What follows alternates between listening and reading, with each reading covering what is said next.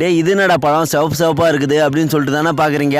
இது பேர் தான் சப்பாத்தி கள்ளி பழம். இந்த பழம் கிராமங்கள்ல அதிகமா இருக்கும். இந்த சப்பாத்தி கள்ளி பழம் சாப்பிடுறதுக்கு இனிப்பும் புளிப்பும் கலந்த சுவையை கொண்டது. அதுவும் இந்த சப்பாத்தி கள்ளி செடி வறட்சியை தாங்கி வெயில் காலத்துல வாழக்கூடியது. அதனால இந்த பயத்தை நம்ம சாப்பிட்டாக்கா உடல் உஷ்ணம் உடனே குறையும். சரி நாமளும் ஒரு பயத்தை பறிச்சு சாப்பிட்டு பார்க்கலாமேன்னு சொல்லிட்டு சாப்பிட்டு பார்த்தேன். உண்மையாலுமே அதோட டேஸ்ட் வேற லெவல்ல இருந்துச்சு.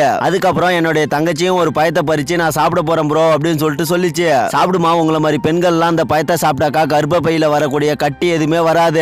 அது மட்டும் இல்லாம அந்த பயத்தை சாப்பிட்டாக்கா நாள்பட்ட மாதவிடாய் கோளாறு பிரச்சனை கூட சரியா போயிடுமா அப்படின்னு சொல்லிட்டு சொன்னேன். என்னுடைய தங்கச்சியும் இந்த பயத்தை சாப்பிட்டு பார்த்துட்டு உண்மையாலுமே சூப்பராகுது ப்ரோ அப்படின்னு சொல்லிட்டு சொல்லிச்சு. அதுக்கப்புறம் தம்பி ஒருத்தவன் இங்க பாரு ப்ரோ, இந்த பயத்தை நான் வாழைப்பழம் உரிக்கிற மாதிரி உரிக்க போறேன் அப்படின்னு சொல்லிட்டு உரிச்சு என்கிட்ட காமிச்சான். உண்மையாலுமே பாக்குறதுக்கு சூப்பரா இருந்துச்சு. அதை எடுத்து அந்த தம்பியை சாப்பிட்டு பார்த்துட்டு உண்மையாலுமே சூப்பராகுது ப்ரோ அப்படின்னு சொல்லிட்டு சொன்னான். முக்கியமா இந்த சப்பாத்தி கள்ளி பயத்தை கர்ப்பிணி பெண்கள் சாப்பிட்டாக்கா அவங்களுடைய குழந்தை ரொம்ப வெள்ளையா பிறக்கும். உங்க வீட்லயும் யாராவது கர்ப்பிணி பெண்கள் இருந்தாக்கா கண்டிப்பா இந்த பயத்தை பறிச்சுன்னு போய் கொடுங்க. நாங்களும் பறிச்ச சப்பாத்தி கள்ளி பயத்தை எல்லாத்தையும் எடுத்துன்னு போயிட்டு ஒரு பாறைகளில வச்சிட்டோம். ஏன்னா அந்த பழம் ஃபுல்லாவே முள்ளு இருக்கும். அந்த முள்ளை இது மாதிரி பாறைகளில வச்சு தேய்ச்சாக்கா அந்த முள்ளு ஃபுல்லாவே கொட்டிக்கும். அதுக்கப்புறம் இந்த பயத்தை எடுத்து நீங்க தாராளமா சாப்பிடலாம். நீங்க யாரெல்லாம் இந்த சப்பாத்தி கள்ளி பழம் சாப்பிட்டுருக்கீங்கன்னு சொல்லிட்டு மறக்காம கமெண்ட் பாக்ஸ்ல கமெண்ட் பண்ணுங்க. அது மட்டும் இல்லைங்க, இந்த சப்பாத்தி கள்ளி பயத்தை வச்சு நாங்க சின்ன வயசுல லிப்டிக் வச்சு கூட விளையாடுவோம். சரி அதே மாதிரியே லிப்டிக் வைக்கலாமேன்னு சொல்லிட்டு நானும் ஒரு பயத்தை கட் பண்ணி என்னுடைய தங்கச்சிக்கு லிப்டிக் வச்சு விட்டுட்டேன். எங்க பசங்களும் நானும் வச்சிருந்த சப்பாத்தி கள்ளி பழத்தை புறாத்தையும் சாப்பிட்ட உடனே வாய் புறாமே சகப்பா மாறிடுச்சு.